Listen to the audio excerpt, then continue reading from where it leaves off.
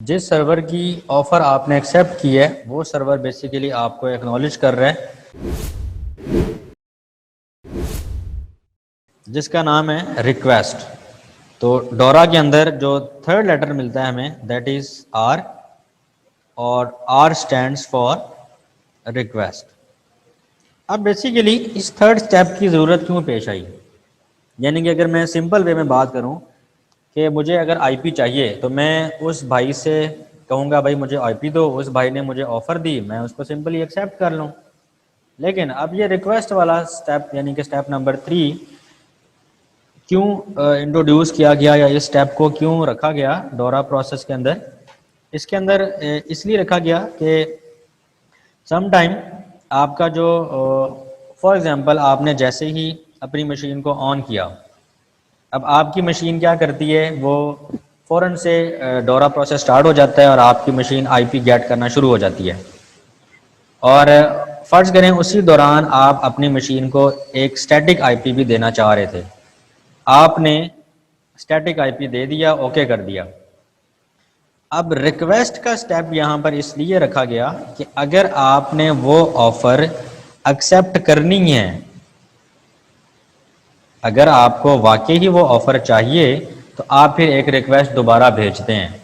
हो सकता है आपको वो रिक्वेस्ट, आपको वो ऑफ़र ना चाहिए हो, आपने मशीन को स्टैटिक आईपी देना हो, इट इज़ पॉसिबल। और ये भी मुमकिन है कि मल्टी सर्वर इन्वायरमेंट के अंदर जहाँ पर एक से ज़्यादा सर्वर्स काम कर रहे हों, वहाँ पर हो सकता है आपको जो DHCP की रिक्वेस्ट है वो किसी और तरफ से मिली हो। इसकी एग्जांपल ऐसे लेते हैं कि इस टाइम आप जैसे मैं अब लैपटॉप मैंने ऑन किया हुआ है और इस टाइम मैं यहाँ पर जो वायरलेस SSID है यहाँ पर कैंपस में, उसके साथ मैं कनेक्ट हूँ। अगर मैं यहाँ पर आता और लैन केबल से कनेक्ट हो जाता, अब मेरा लैन केबल यानी कि लैन वाला अडोप्टर और जो मेरा वायरलेस अडोप्टर है, उन दोनों ने कोशिश करनी थी कि आईपी मिल जाए हमें। अब अगर मैं एक साइड से आईपी की रिक्वेस्ट को, एक साइड की ऑफ़र को मैं रिजेक्ट करना चाहता हूँ कि भाई मैं अब एक वक्त में एक ही आईपी यूज़ कर सकता हूँ, मेरी मशीन 2 आईपी तो नहीं चला सकती, एक उसकी यूनिक आईडी है तो वो एक आईपी के ऊपर कम्युनिकेट करेगी। तो अगर इस तरीके से आपके पास डिफरेंट ऑफर्स आ रही हों तो आप उसमें से एक ऑफ़र एक्सेप्ट करने के लिए एक रिक्वेस्ट जनरेट करते हैं। और अगेन ये किस साइड से हो रही है, आपकी क्लाइंट साइड से।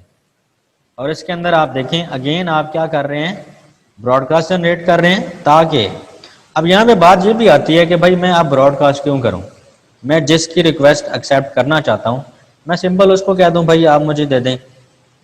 तो ये यहाँ पर ब्रॉडकास्ट करने का मतलब ये है कि आप जो दूसरे लोग हैं, जो दूसरे सर्वर्स हैं, जो दूसरे लोग हैं जो आपको आईपी देना चाहते हैं, उन तक भी बात पहुँच जाए कि भाई मैं जो है इस ऑफ़र को, इस ऑफ़र की रिक्वेस्ट करना चाहता हूँ।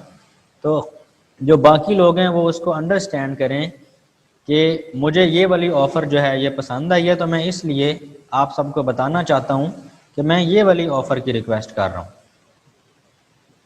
ठीक है, ये इससे बड़ी अच्छी बात मुझे जहन में आई कि हम लोग जब नॉर्मली रियल लाइफ के अंदर जब बार्गेनिंग कर रहे होते हैं या कोई सौदा वगैरह ले रहे होते हैं, तो हमें अगर किसी दुकान से या किसी जगह से कोई चीज़ पसंद आ जाए ना, तो हम तो नॉर्मली नहीं बताते ना किसी को कि भाई ये मुझे सस्ती में दे रहा है, तो मैं सबको क्यों बताता फिरूँ बाकी पूरे बाज़ार में कि भाई वहाँ सस्ती मिल रही है।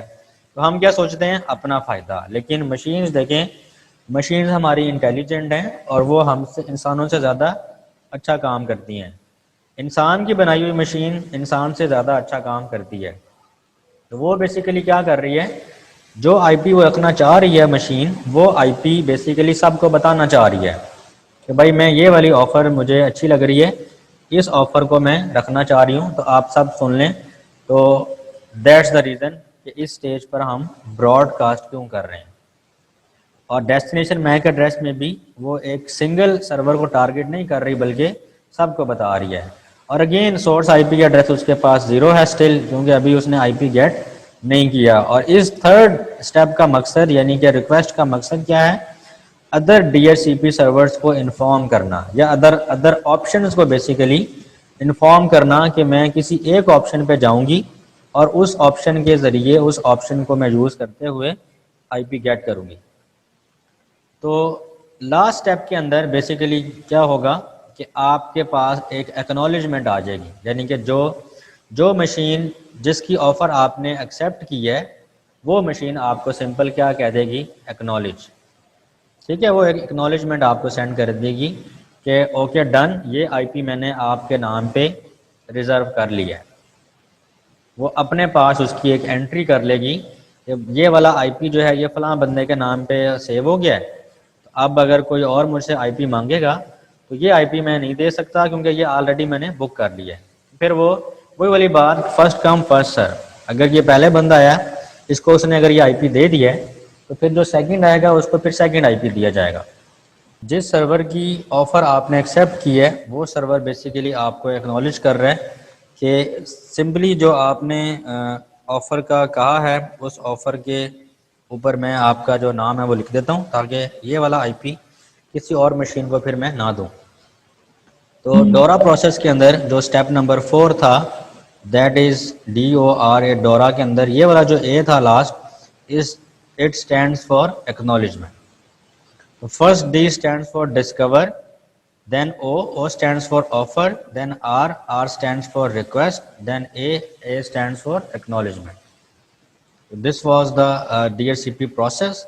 उसके बाद हम अगर इस सारी चीज़ों को हम समराइज़ करें तो इसके अंदर सबसे पहले क्या होता है, DHCP डिस्कवर, यानी कि क्लाइंट साइड से सर्वर साइड की तरफ एक रिक्वेस्ट जाती है, फिर ये एक ऑफ़र जाती है और फिर उसके बाद सिलेक्शन होती है बेसिकली डिफरेंट ऑफर्स में से आप क्या सिलेक्ट करना चाह रहे हैं, and last one is acknowledgement.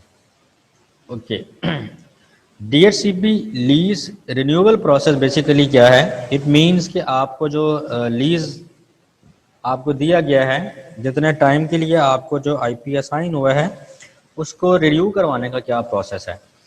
तो बेसिकली आपकी जो सर्वर मशीन है वो बाय डिफ़ॉल्ट 8 दिनों के लिए आपको आईपी असाइन करती है। ये अभी मैं आपको दिखाऊंगा सर्वर मशीन के ऊपर कि बाय डिफ़ॉल्ट आपकी 8 दिन के लिए आईपी असाइन होता है, लेकिन हम इसको खुद से चेंज भी कर सकते हैं। तो हमने खुद बेसिकली टाइम सेट करना होता है कि आप इसको 8 दिन, 12 दिन, 24 दिन, महीना, या आप इसको कम करके भी लाइक 4 डेज पे या 1 डे के ऊपर भी इसको लेके आ सकते हैं।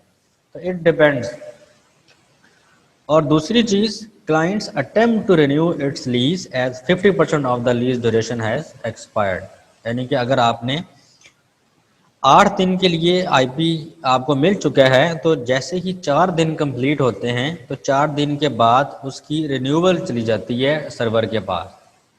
रिन्यूअल का मतलब ये है कि वो जो आपके पास ये ऑफ़र ऑलरेडी थी इसके लिए आप दोबारा रिक्वेस्ट भेज देते हैं ताकि आपका जो काम है वो चलता रहे, आपके काम में डिस्टर्बेंस ना आए। तो वो उसको पहले ही, फॉर एग्जांपल अगर 10 मिनट के लिए आईपी मिला है तो 5 मिनट कंप्लीट होंगे तो जो स्टेप नंबर 3 है जिसमें वो रिक्वेस्ट करता है वो इसी आईपी सेटिंग्स की रिक्वेस्ट करेगा कि भाई मुझे स्टिल ये आईपी चाहिए तो आप काइंडली इसको रिन्यू कर दें, तो वो उसको रिन्यू कर देते हैं। तो ये बेसिकली बड़ा इंपॉर्टेंट क्वेश्चन है कि ये बाय डिफ़ॉल्ट सेटिंग है, इसको आप चेंज भी नहीं कर सकते। ये डोरा प्रोसेस की बाय डिफ़ॉल्ट वर्किंग है कि क्वेश्चन पूछा जाता है बाज़ जगहों पर कि कितनी देर के बाद जो है आपकी मशीन जो है वो रिन्यूअल की रिक्वेस्ट भेजती है, तो वो 50% ऑफ द लीज ड्यूरेशन जो है उसका करेक्ट आंसर होता है कि आपको कितने टाइम के लिए आईपी दिया जाता है, उसका जब 50% टाइम जो है वो गुजर जाता है तो उसके बाद उसकी रिन्यूअल की रिक्वेस्ट कर दी जाती है। तो again this was very important. Okay, आगे चलते हैं। ये मैंने एक स्क्रीनशॉट यहाँ पर अटैच किया है अपनी मशीन का, जिसके अंदर कुछ डिटेल्स अभी मैं आपको बताना चाहता हूँ। फॉर एग्जांपल, जो होस्ट नेम है मेरे कंप्यूटर का आईपी है, और यहाँ पर अगर मैं आपको दिखाऊं कि DHCP इनेबल्ड, तो यस इट इज़ इनेबल्ड। ठीक है, this is very important setting. उसके बाद आप IPv4 एड्रेस इसको देखते हैं कि जो आपकी मशीन ने ऑटोमेटिकली आईपी गेट किया है सर्वर से वो ये है, और उसका सबनेट मास्क ये है उसका जो लीज ऑब्टेन्ड है वो देखें, वो टाइम भी बता रहा है कि इस टाइम पे लीज ऑब्टेन की गई है, वेडनेसडे नवंबर 28 2018, यानी कि नवंबर 28 2018 में मैंने ये स्क्रीनशॉट लिया था, तो उस वक़्त का ये टाइम आपको दिखा रहा है। और देखिए उसके मुताबिक इस लीज ने एक्सपायर कब होना था, वेडनेसडे नवंबर 28, यानी कि उसी दिन इसने एक्सपायर हो जाना था 4:28 पर। तो ये तकरीबन आई थिंक 8 साढ़े 8 घंटे का ड्यूरेशन सेट हुआ है। तो ये बेसिकली देखें, अब यूनिवर्सिटी ने सेटिंग क्या की हुई है कि एक मशीन को जो आईपी मिले वो 8 साढ़े 8 घंटे के लिए मिलना चाहिए, क्योंकि उसके बाद उनको पता है कि इनके ऑफिस का टाइम ख़त्म हो जाना है, तो डीएचसीपी जो है वो अपना जो आईपी है वो भी वापस ले ले।